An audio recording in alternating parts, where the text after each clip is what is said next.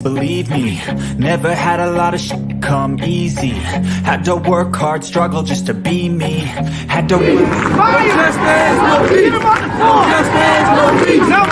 and what was left over I put towards my dreaming. But the only thing in life that has meaning are the things you gotta work for, believe me. Take into your hands a plan, your own hands can land your own brand. And damn, I feel like no one takes accountability. They want the credibility, convincingly unwilling to put in the hours it takes to get some power. Don't be f***ing sour, take a cold shower. Scream until you're louder, work until you're prouder. And f*** all the doubters, they're just your downers. I swear to God they all let me down. I always fought. I can tell you that 7 years after Freddie Gray, that was 2015, spring, April, May. This is 2022. Communities like Sandtown, all we saw then and now in terms of investment was a renovated Western District Police Station and a new funeral home. That's what West Baltimore got. A new police station and a new funeral home. What kind of optics are they?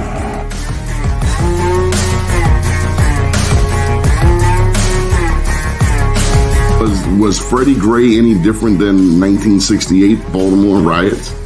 Dr. King's passing, killing, murder? This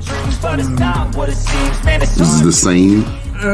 No, it wasn't. I mean, I think, well, first of all, people who are being violent and burning, that's, you know, all that's the same. But the point is what was the cause and what were they attempting to register? I always fought just to wear the crown. I'm off at these fucking clowns. I love you. They deserve an ounce. It's got next. It's only worth it if you work for it. I won't stop till they hear me now. I won't stop till I wear the crown. I swear to God they all let me down. I always fought just to wear the crown. I'm off at these fucking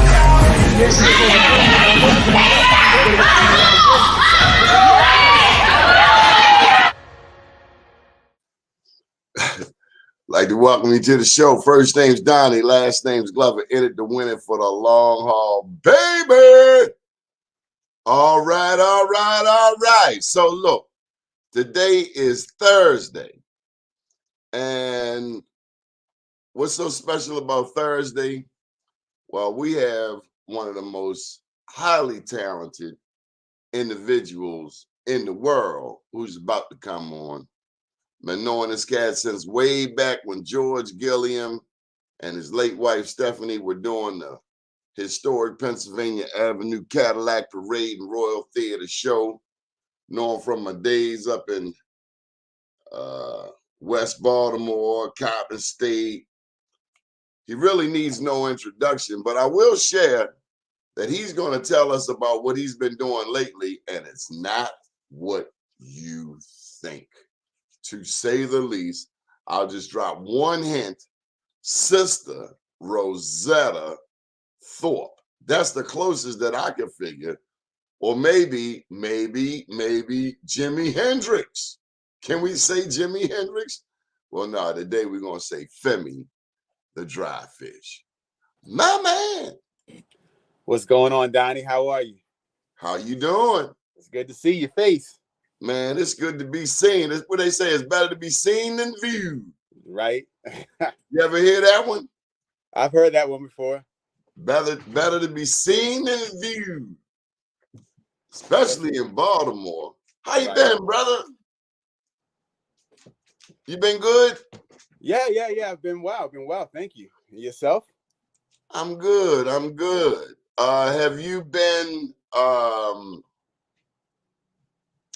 Have you been doing spoken word lately? Like, I would say spoken word light, not as often. I see somebody, I know the fifth L is in the house. Yeah, lightly here and there when Dave and I get booked for things, which is not as frequent as it used to be. That used to be our everyday hustle. Now it's like once in a blue moon, somebody be like, oh, could you guys come do this event? And we'll come out and we'll perform and we'll brush up old poems. Even though we still write new stuff, but you know, it's not always we get to test drive new material. So since we don't hit the clubs. When you see a Kendrick Lamar, what comes to mind? Kendrick Lamar to me is I love food for thought lyricists. I love artists that offer food for thought, honest food for thoughts, because sometimes we feel like just being positive is where it's at. But I just want to hear something that generates thought, that challenge the way we think. You know, He challenges my thinking. He says, "Show me something real." Right. You know, in my language, but the lyrics said, "Like an ass with some stretch marks," and it made me think. I'm an older dude compared to Kendrick Lamar, and I was like, "Wow." That's I love. don't know that I would have ever thought of that in a million years. Yeah, Kendrick offers food for thought. That's the you know, I just want to hear things that challenge the way we think. I feel like that's what I like to do in my work, but at the same time, I'm inspired by anybody that has food for thought. Just challenge the norm, even if it's wrong. Just at least challenge me. You know what I mean? Jay-Z said, "I respect the shoot. Y'all respect the one who got shot. I respect the shooter." Remember that? I remember that. Doom. But then Kendrick come back and say, "But the one in front of the gun lives forever." The one in front of the gun. The one. Yeah, like a direct contradiction. But then they tell me he has used some of Jay's material and Jay didn't charge him at all. I don't know if you can. I don't know how copyright works when you're like quoting someone in that fashion. I don't know how copywriting works. That's Lawyer. but I've seen a lot of people use lines from like Jay-Z's always used lines from Biggie. You know, and it's just he just uses the line to and then adds his own piece as the next line. So I've never understood how that works. I've never understood sampling. I understand it, but I'm a purist. I don't know if you know this, but I delve into the arts a tad myself, and for me, it's nothing like your own stuff. Lauryn Hill. But Lauren sampled. She was on the Fugees, so Wyclef was sampling. I was really thinking of her Miseducation album. Oh, Miseducation was a monster album. She ain't paid the musicians though. They had to come back and sue her. That's a huge story. That's a huge story. She didn't pay those musicians. They sued her. They definitely put a dent in her bank account because she made a lot of money off that album. You didn't pay them? You got to pay people. That's business. Maybe, I mean, you know, once again, maybe somebody was handling her business and didn't cover her end for her properly, because you know artists get caught up, and you know, and at that level of artistry, it's definitely very tricky. You know, with the finances. If I hired you to come out here and perform, and I told you I was paying you X amount of dollars, I need to give you your damn money and some if I appreciate you, if I want you to come back, if I want my name to stay intact. Because what happened when you don't pay people? I mean, you know, they talk bad about you, you lose business. But you know, the industry, this happens. You know, this happens in the industry all the time. This is Isn't like that an excuse for me? I'm not saying it's an excuse. What I'm saying is that it's a norm in the industry that you have to run behind your money. I have horror stories about times I had to run after money from well-established entities, like entities that have millions of dollars that back them. I don't get that. There's a place in West Baltimore. You've been all over the city, right? I've been all over the city. Have you ever heard of Leakin Park? Yep. See, where I come from, people that don't, you just look up one day and it's like, oh yeah, they are Leakin Park. You gotta pay people. Yeah, you can't take the dope man stuff, sell it, make the money, go shopping, flossing on Instagram, and think you ain't gonna pay that bill. Yeah, that's a wild analogy. Yeah, so yeah, I mean, it happens. It happens. I mean, my career has been that's been a thing, chasing after your checks, doing the show, and then having to run behind, and they get mad at you for bothering them after you've done the gig. They run you down to do the gig, and once you do the gig, because they want to pay you, they say they're gonna pay you after the gig. I don't And play after the with it. gig, I don't play with them. Shorty. All I need to know is that home address. We good. I'm gonna get my money. Getting all my money. yeah. So but That's the interesting thing about Fiverr now. Normally, I want to know who you are that I'm dealing with. I'm not just going to do business with anybody. But now the way stuff is done, you put it in one of those escrow accounts. You order the work. If the work is done, you approve it, and they get paid their money. Right. You I know. haven't. I got some buddies that use Fiverr. I haven't used Fiverr yet. Oh my God. That's Fiverr. That's Fiverr right there. That logo. That's a nice logo too. The colors too are lovely. Yeah. Big ups to our team of people. This is what the team came up with. We were tinkering with colors, and the African liberation colors won out. That's not actually where it started, but anyway. So you're good. Let's see. You are a dad. I'm a father of a 18-year-old boy who's doing his first year in college right now. Just one child though. No more than that. Oh, you're not like Nick Cannon? Nah, I don't have that. I don't have the finances to back that kind of quest that he's on. What about the time? You know what? That's actually the real conversation. Is he able? Because I think that he's under the impression he has money and that covers it. His kid's gonna end up hating him worse than 50 Cent's son. Yeah, that's a whole yeah. They don't want to put it in public. You ain't supposed to have your private stuff in public. Yeah, I mean, the tabloids. I think Nick Cannon uses this to continue his celebrity status. Like the more you talk about, grow up, little boy. Grow up, man. I would agree. Grow up. Our people. See, this is what happens. Some people don't need to be a celebrity because if the celebrity has taken your mind so far away from reality, then who are you representing? I mean, is it hip hop anymore? Yeah. I thought hip hop was from the community, from the streets, not all of this corporate sweet stuff. Not when you can make millions now. Everything turned to fantasy. You made millions. You made millions talking about selling dope and coke and crack. Now, what about those addicts? What about the children of those addicts? What about those vacant houses and communities that we've destroyed and want to complain and call it gentrification? Is it gentrification or is it abandonment? That's a rabbit hole, Donnie. Though that's a big rabbit hole. The industry is the industry signed these artists in abundance. I mean, by the 90s, they were signing drug dealer rappers in abundance. Some of my favorite rappers.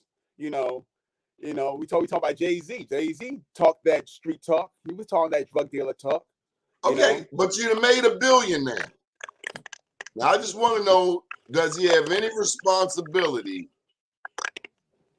to heal some of the trauma? I don't think he can. Sure he can. Sure he He's can. Not that type of create a Jay-Z clinic, like they got a Betty Ford clinic, the Jay-Z clinic.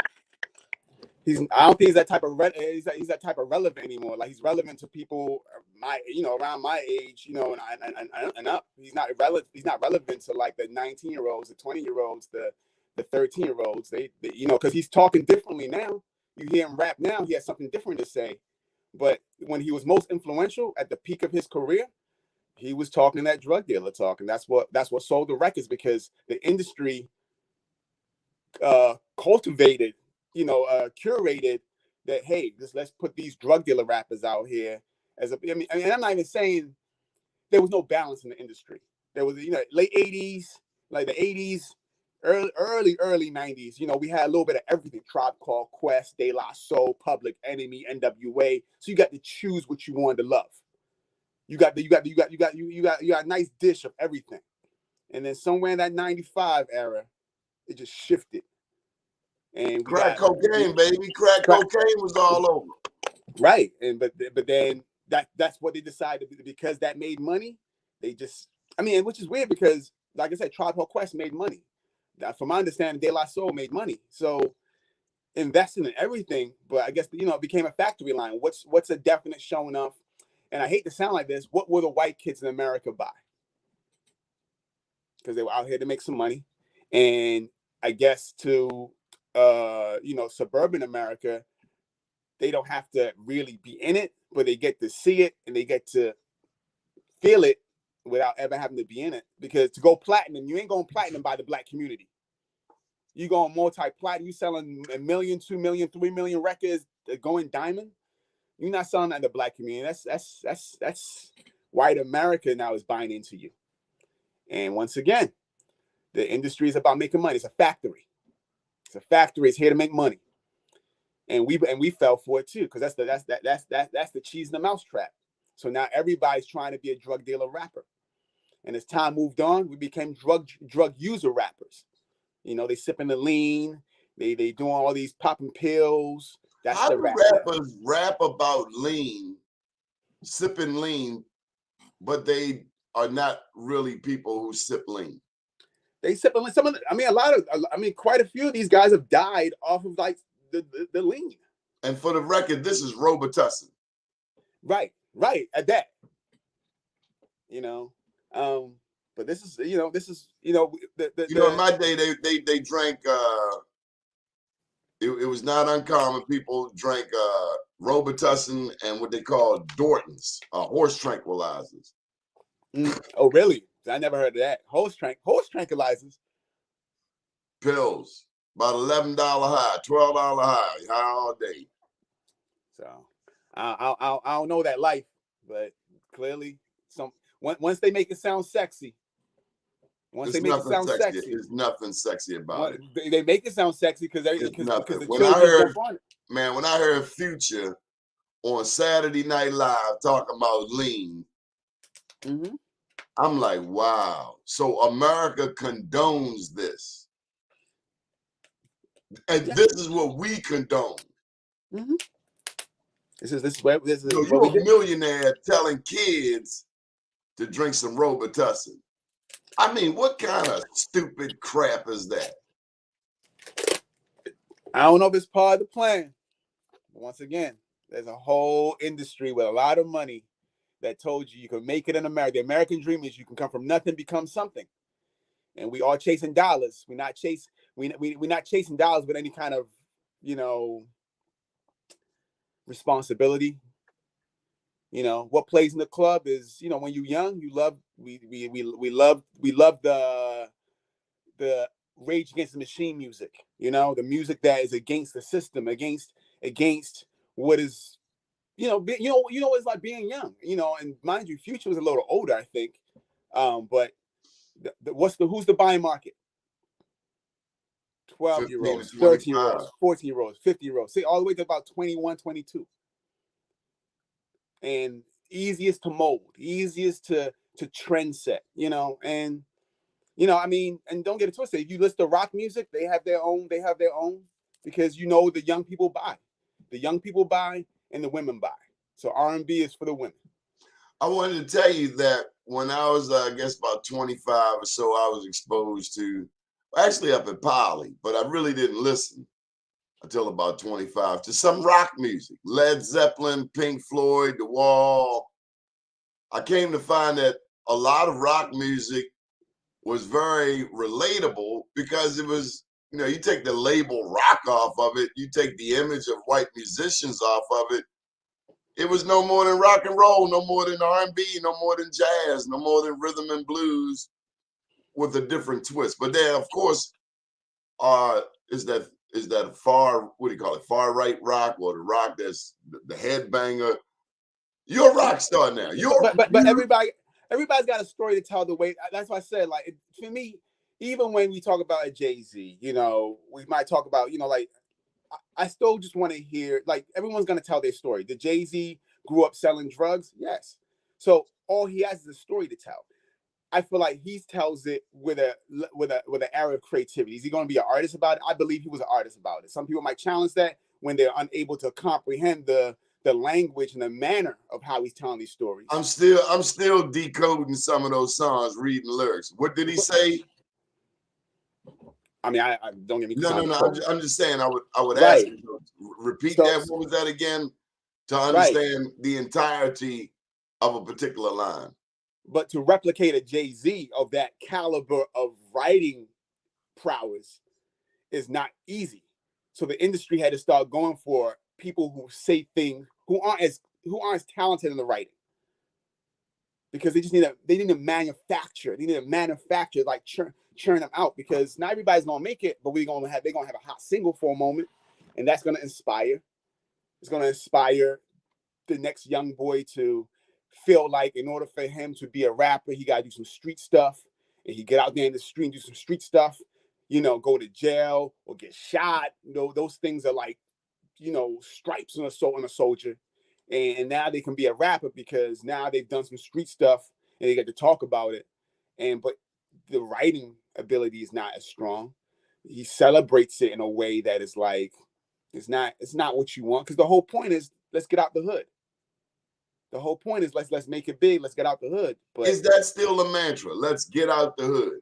When white people are moving back into the hood. It's not the mantra. I don't know. It's, once again, you know, you give a football. We can go all over the place.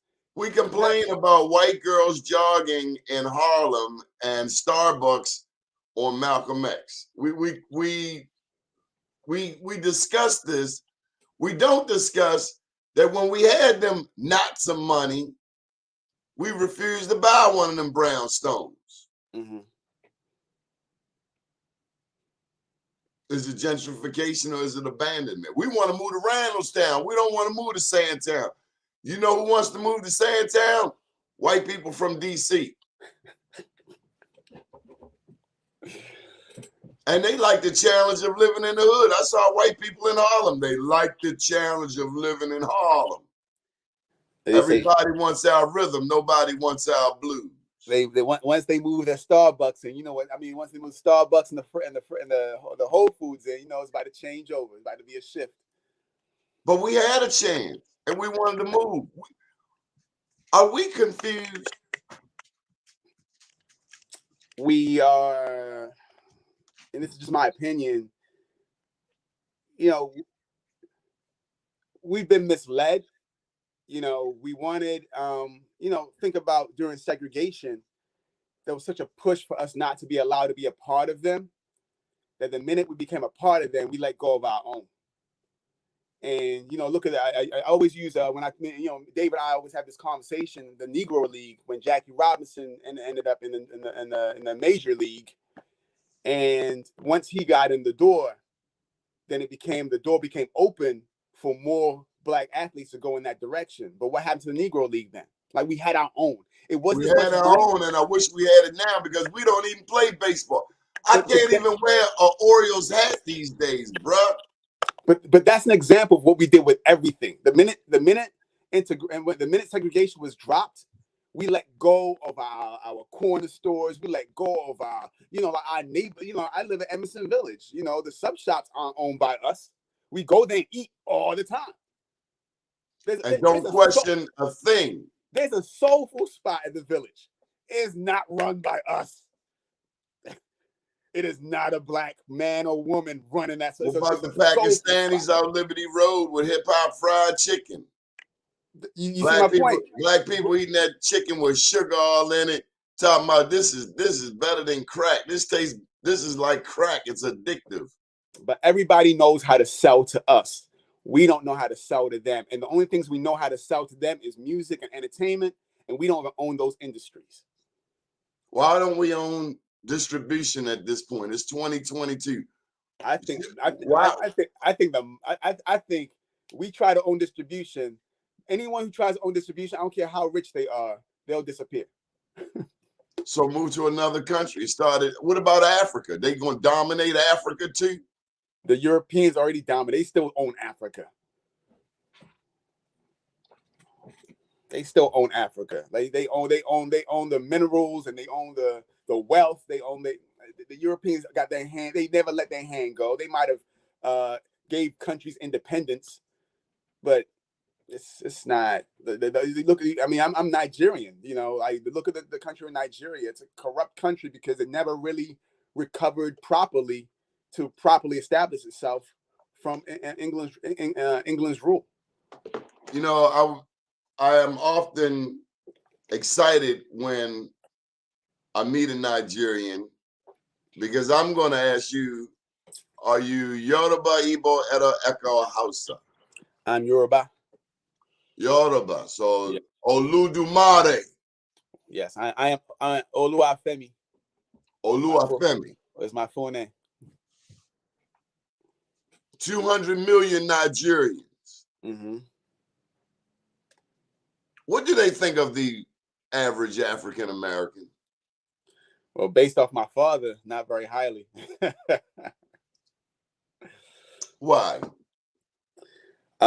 Just bought into whatever propaganda that's been shipped over there through the television, through the news. You know. So before we even meet our Nigerian brother, before our Nigerian brother ever meets us, we already have a stereotype. I have a stereotype as an African American that a white man in a loincloth is swinging on a vine through Zulu village. That's what I'm supposed to think. And you're supposed to think that the people, African Americans, are thugs, hypersexual,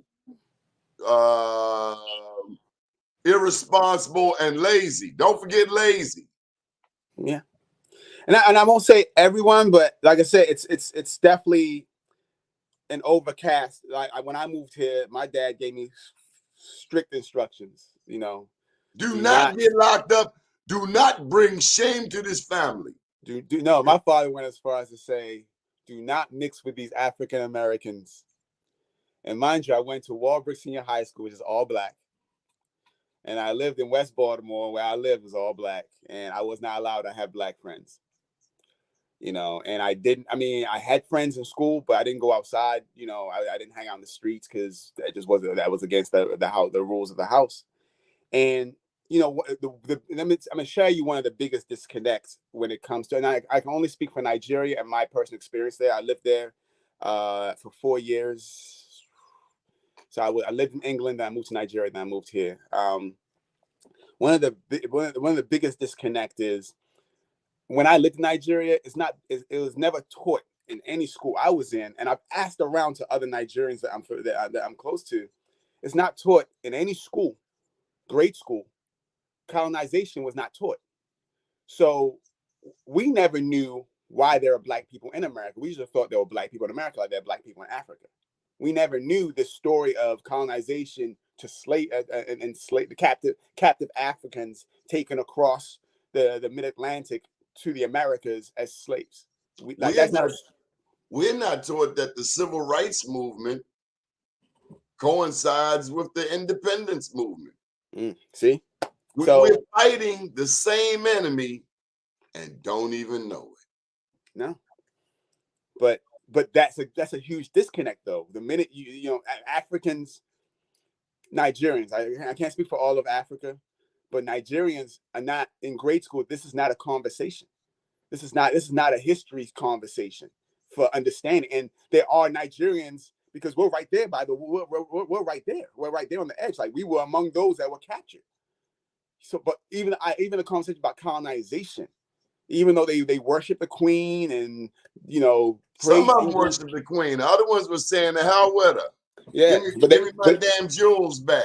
But guess what they're called? Extremists. You know, so no, the extremist is someone who goes into another country and digs up their ancestors.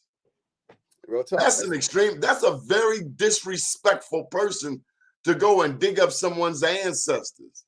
That's that ignorance that comes out of these westernized countries. Most definitely.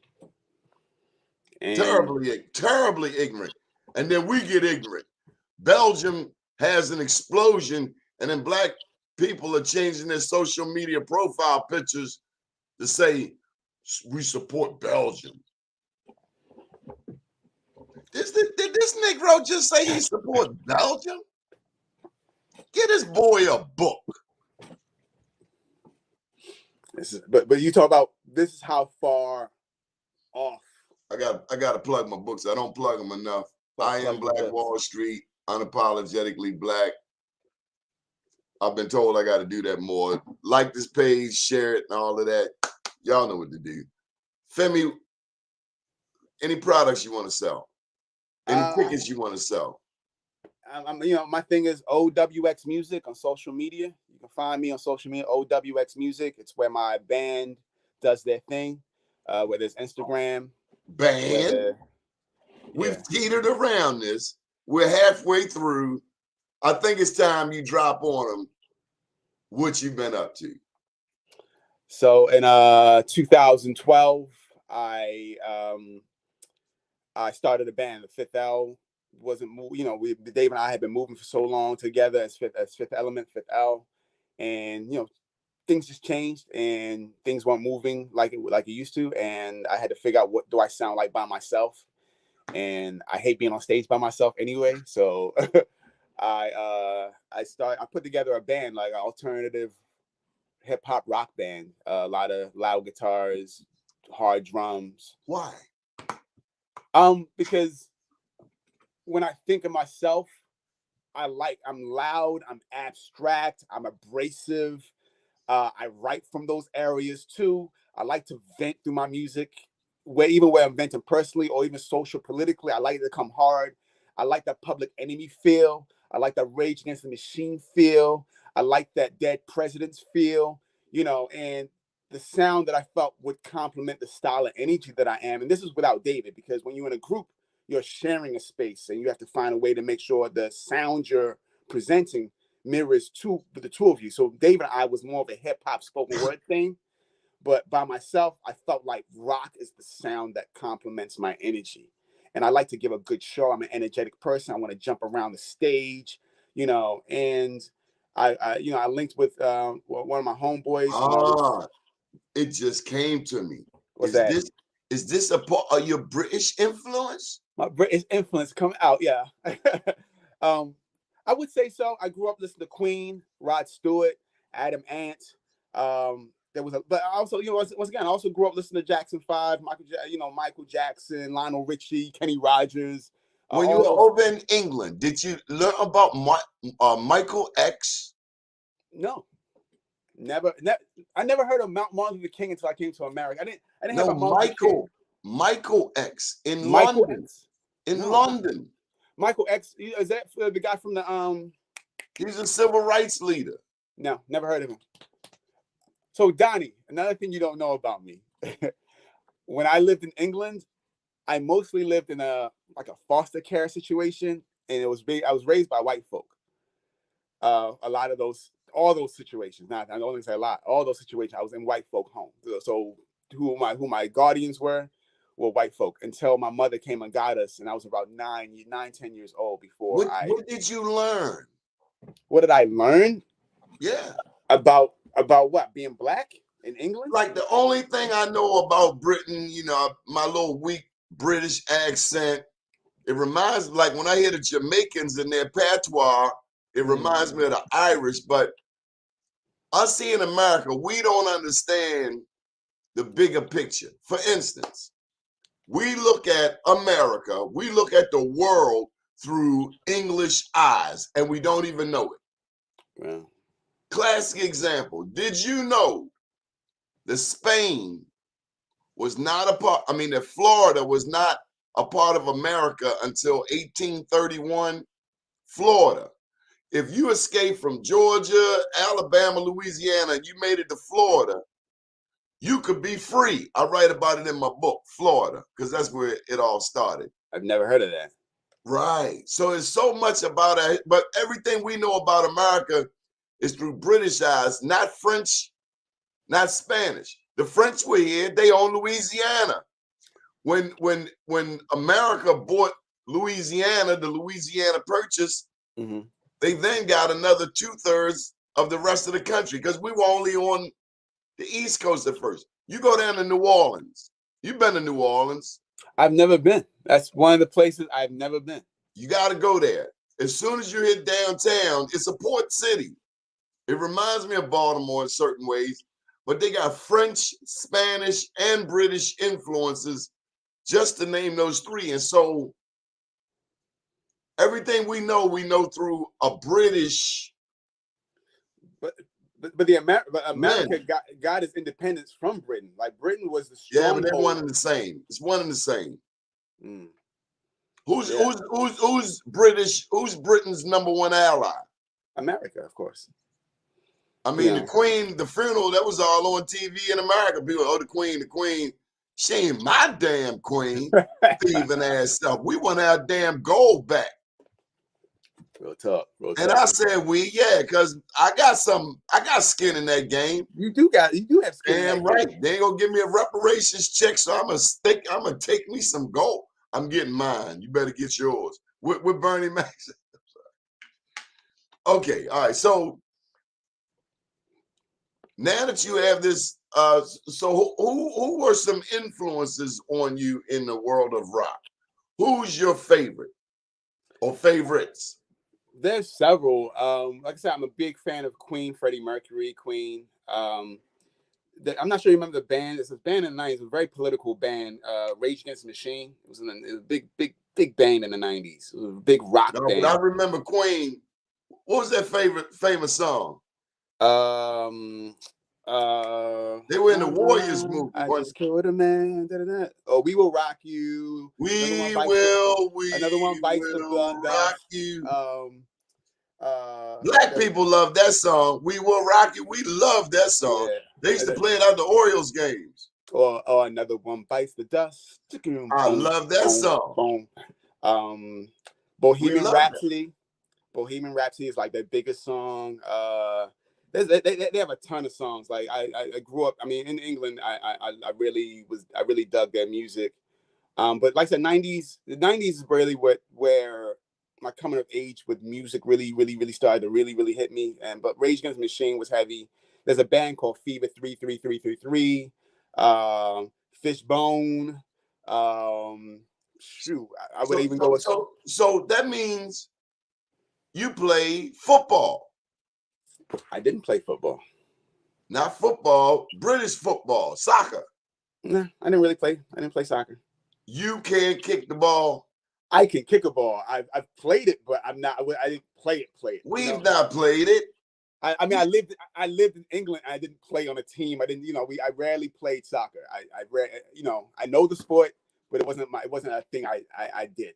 But us Americans, we don't understand what happens when football happens in England. I mean, I've seen it's a thing. Massive fights. It's a thing. It can be a dangerous thing to go to a game. Can be a dangerous thing. Like we think I think one of the hardest cities when it comes to American football is Philly. Philly is a rough town. Like they treat it like England does soccer.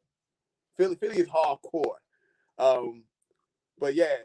I felt hardcore coming out of Ravens Stadium when they lost to the Miami Dolphins, and I'm seeing Dolphin fans with jerseys on in downtown Baltimore. I was feeling a certain kind of way. I had to catch my emotion. It's a game. Enjoy it. You got a little pretty colored jersey on walking through my city. Yeah. They got represent for their own. They probably live in Baltimore. I was feeling a certain kind of way. Well, look at us now. What, we 6-3? So we looking good, right? I can't watch them Ravens. I need to have something else on speed dial. What you can't watch is the fourth quarter. As you cannot. If we up all the way to the third quarter, what you can't watch is the fourth quarter. You gotta turn the TV off and just pray. I thought I was the only one that felt that way. And wait till the following day. And then when you open up your laptop or whatever you use, do it like you don't want to get hurt. Yeah, you got to peek at it like the fourth quarter will break your heart. Yeah, it will. It will break your heart. And make the whole city sad. If it's a Sunday, Monday is don't say nothing to nobody. That's when the murder rate go up. Oh my God. Somebody crack slick on a Super Bowl, on a football loss. Oh my God. They went home and said the same thing they've been saying, but somebody was not tolerating it that day. And they pulled out a gun and hit him in the head. Nah, it's it's Baltimore. Fourth quarter, Baltimore. What do sisters say after they go to your show? I mean, if you come to my show, you love the type of energy. They love my show. I give a great show. I'm a hard act to follow. My band is a hard act to follow. We are kinetic. We are soulful. We are rock. We are hip hop. I am a lyricist. Soulful. Soulful soul is something that we can identify with clearly. Mm-hmm. It's all in there. Like, that's why I use the word alternative, because my musicians are church musicians. My drummer's a church drummer. My keyboard is a church musician. So they're the most versatile musicians of them all. My guitarist is a white guy that just plays his heart out on those strings. Like he's a beast. My bassist is a beast. But we have great synergy on stage. We know how to give a physical performance. We know how to give an audio performance. We're here to give a show. Like we give a great show. My challenge with rock is understanding the words. I guess that's my challenge with the young people. I used to call it mumble rap, but now I call it it's not mumble. It's just a different. It's melody rap. They're using their voice as an instrument. It's just I ain't gonna lie. At first it was mumble rap to me, but then I was like, whoa, they are saying something. And that's why for me, my son is an aspiring artist. For me, I tell him the lyrics. To me, that separates the men from the boys. If you only tell them, this girl, this drug, this money, so typical. I'm like, give me something cerebral, brother. Which is crazy. Let me tell you what's crazy that no one realizes when it comes to this music. And as far as, let's talk about all the young people. I'm not going to talk about Jay-Z, Eminem, they're older. They're all 40 and 50 years old. The highest selling rappers is J. Cole and Kendrick Lamar. They're still the highest selling rappers in this. Oh, my bad. And Drake. I will add Drake. And Drake is not one of my favorite. But at least I feel like he has access to language. Like he definitely pulls vocabulary. He has access to language. Everyone is I shared that one word with my son, vocabulary.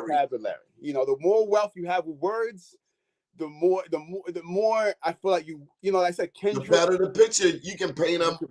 Right. Beautiful Kendrick, picture. J. Cole, and Drake are the highest selling of the new, last 15 years consistently.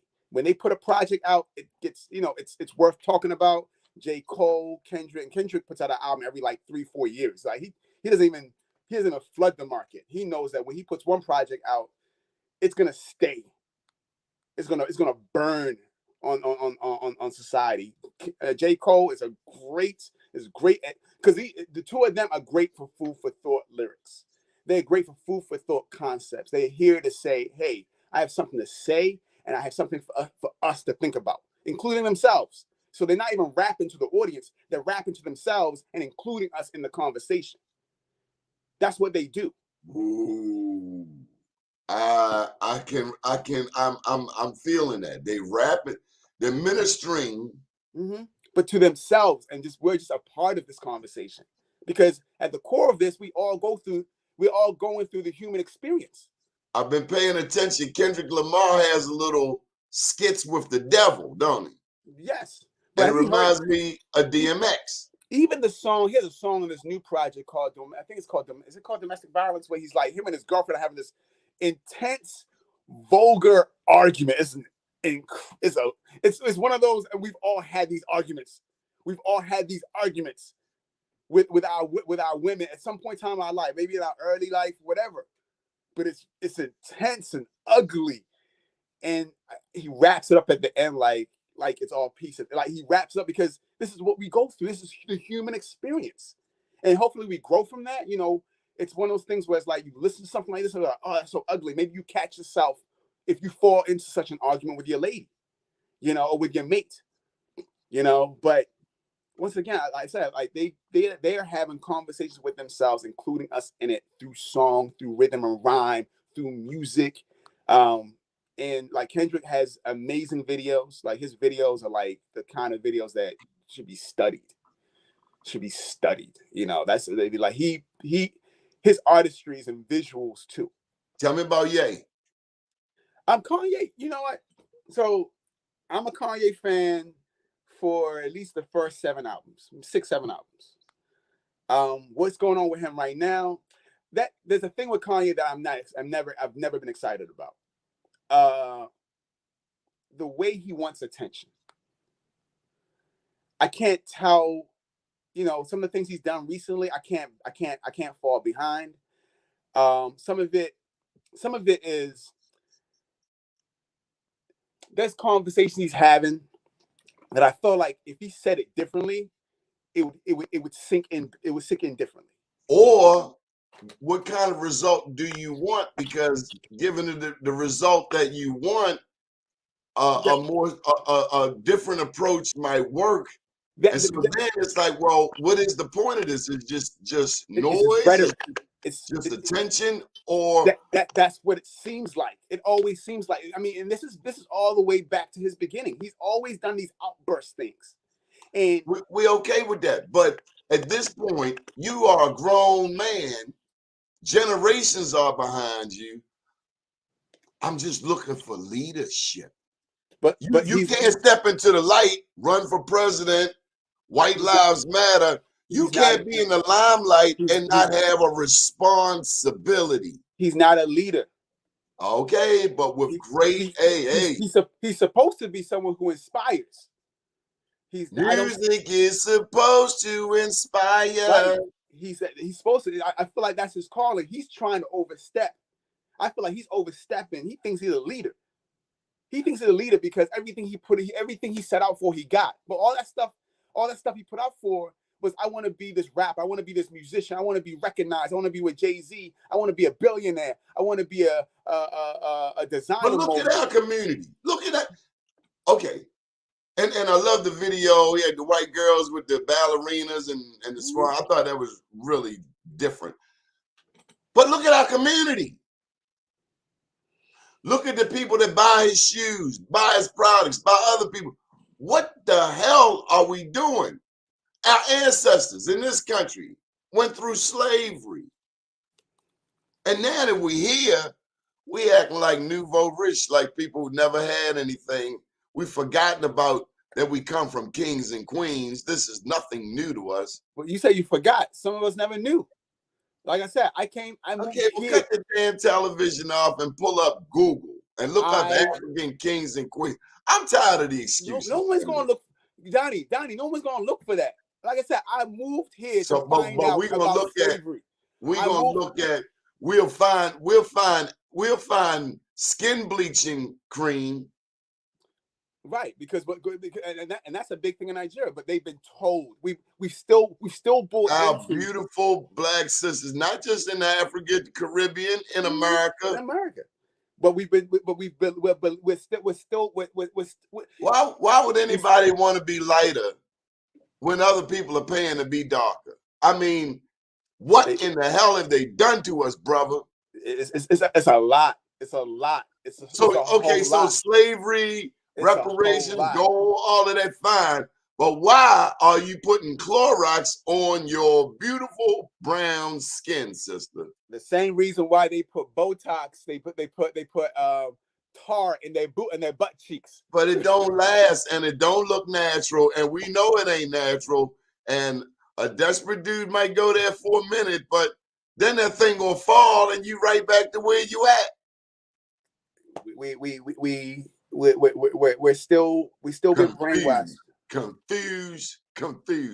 And how do we resolve that? And that's $1 million, $1 billion question. It's $1 trillion question. Cut the television off. Cut the cell phones off. Thanksgiving's coming up. Here's the solution. Thanksgiving's coming up. Mhm. Make anybody coming to eat leave their phone in the front room. I'm for that. I see people out on the dates, and dude, I'm a dude. I ain't paying attention to the girl. Maybe her head is in the phone, but I know if you talking to her, looking at her, she ain't gonna go into her phone. I'm seeing dudes at the table. Dude, you taking a woman out. What in the hell is that important? Donnie, Or they both at the table like this. Why'd y'all go out? Y'all could have ordered pizza. Donnie, we are the experiment generation because we existed before the cell phone and we're still here. 50 years from now, there's going to be a whole wave of people that won't even remember before the cell phone. Man, I got a rotary phone right there. I ain't getting rid of my rotary phone. I throw a lot of stuff away lately. That rotary phone ain't going nowhere. They say it will work in a nuclear, and then who the hell you going to talk to? we are the big change coming. People are engaging each other in a way that to us is ludicrous. I want to bring this back to Coppin State. Mm-hmm. What do you see today? When we first met back in the mid-90s, Coppin looked like a high school. Right. I've seen Coppin elevate. It's broad. I didn't remember. You have to remember, I didn't attend Coppin. I was at Coppin because David was at Coppin. Yeah, but you did enough tour of duty to understand. I was up there like I was a student, but I didn't attend Coppin. David was a Coppin student. He graduated. But 25 years later, what does it look like to you? I see. It's no longer North Avenue University. I back then I would call it that and we'd laugh, but now I'm like, I see. Can't call it the University of North Avenue no more. No more. It's definitely elevated. What about on the other end of East Baltimore? What do you see over there? You talking about Morgan? Let's take Morgan. That'll work. I was with some Morgan students. Goodness gracious, maybe about a month or two ago, I was with some Morgan students, and they were sharing with me. It's gotten. I mean, I guess it's always been a little dangerous over there, but it's gotten a little. There's been shootings and all kinds of it's like a regular occurrence now. It's got an extra hood around that area. Bro, I got sharing a lot of stories with me about Morgan on campus. I started my academic career down at Morehouse. I just got word that they have a gang problem on Morehouse College campus. One of my younger brothers went to Morehouse. Unfathomable. One year we were talking about dudes wearing skirts and dresses. Now they talking about gang wars. So I still love Morehouse. Well, I had some wonderful experiences there. Really impacted my life. And it don't matter where you go, as long as you learn something. You can go anywhere. You can go anywhere and not learn. You can go anywhere and learn. Yeah. So I wasn't going to do this, but I think I would be remiss if I didn't say that I can fall back in case you want to share any thoughts with the people. But listen, I'm proud of you, man. I'm proud of you. Have 25 years, and I'm expecting a book or something, or album or something to drop to crystallize. How many years has it been as an artist? Professionally, I would say professionally, probably like 80 since 89. I mean 98. So you're looking at 25 years, and that's why when I called you, that's really I've known this cat a quarter century. Yeah, and look how many people have come and gone since then. Look, Freddie Gray, the Avenue Parade. You've watched the Avenue go through iterations. You remember a time when you would never see white people on the Avenue ever at all. It's different. It's a different time, They're in my alley now. Those who are addicted. Hey, look, I'm not like I'm in West Baltimore. It's starting to change also. I saw a Caucasian lady running up Fremont Avenue. I I said, see them hold jogging on. there all the time. I'm like, something. I don't run up Fremont Avenue. You're pretty damn bold. Let me see what I got. I got about what 5 about You can, hey, you Femi, bro. You got carte blanche. I'm gonna do something I do with my band. I'm gonna do acapella. So just hear me. I hope you feel this. This is for Baltimore. This is Baltimore, the most underrated North-South city. Pretty greedy, boarded up with a whole lot of possibilities. Wasn't born here, yet proud to call this place my home. A new test-born immigrant with nowhere else to go. This is be more, be beautiful like our heart's desire. We shine sunrise, single moms be tired. Raising children to survivors with charms that light up. Corruption and prejudice was the real reason for the riots. This is Birdland home run calls. 2 rings, Ravens claw. Be Gaddy, Dawson family, Freddie Gray, tears fall. Beyond the block, save a dope boy before heaven calls. Off the corner, half and half, chicken box with hot sauce. With the club bounce, got our own sound with gold fronts and a big smile where room works. Right now, I see you around downtown. If you call this body more murderland, I guarantee. You don't love this city. I'm bona fide. I say Baltimore with a T. Baltimore. To inspire. We be more than the wire. Raising children into survivors with charms inside. I represent Baltimore. To inspire. We be more than the wire. Raising children into survivors with charms inside. This the city of hard luck. Squeegee boys out here just trying to make a buck. Ceasefire just wants all the violence to stop, while politics serves only the cream of the crop. Rarely benefits us. 12 o'clock boys willies pop. Cops in the beat like Baltimore hip hop. Lost boys forgotten in the back of lockup. Charm City is rough like heroin addicts in love. Methadone nodding off at Lexington Marcus auction block. As corny as it sounds, still just say no to drugs. Use all that you have to fight the hate with your love. Yes to more hugs. Club music's a paradox. We dance with our hearts. This where 300 men march. Like this is Sparta. We leave a mark. Footprints in the dark. We talk the talk. Doug eat Doug. Baltimore versus Yahoos. Crabs in the barrel is not a metaphor meant for us. Baltimore. To inspire. We be more than the wire. Raising children into survivors with charms inside. I represent Baltimore. To inspire. We be more than the wire. Raising children into survivors with charms inside that light up. Yay! Love that, man. We be more than the wire. Oh, man. We be more than the wire. I used to travel, so in all my travels, whenever they sound from Baltimore, the first thing people say, The Wire, and I used to hate it. But you took it and made it into lemonade. 300. I like that. 300. I love that movie. I was talking about the Brothers 300s that was walking through the streets of Baltimore. I remember them too. Yeah, that's what that was about. That was about them. I remember. I forgot about that. Well, that's a play on words. Stephanie Munir coming down North Avenue. Yeah. Yeah, man. Like that piece was written out of frustration. Everywhere, anytime I'm out of town, I could be in Miami, I could be in Oakland, California, New York. We be more than the wire, because people act like the wire is our defining thing. Like the wire is like, nah, we do a lot of things out here. Can people buy that anywhere?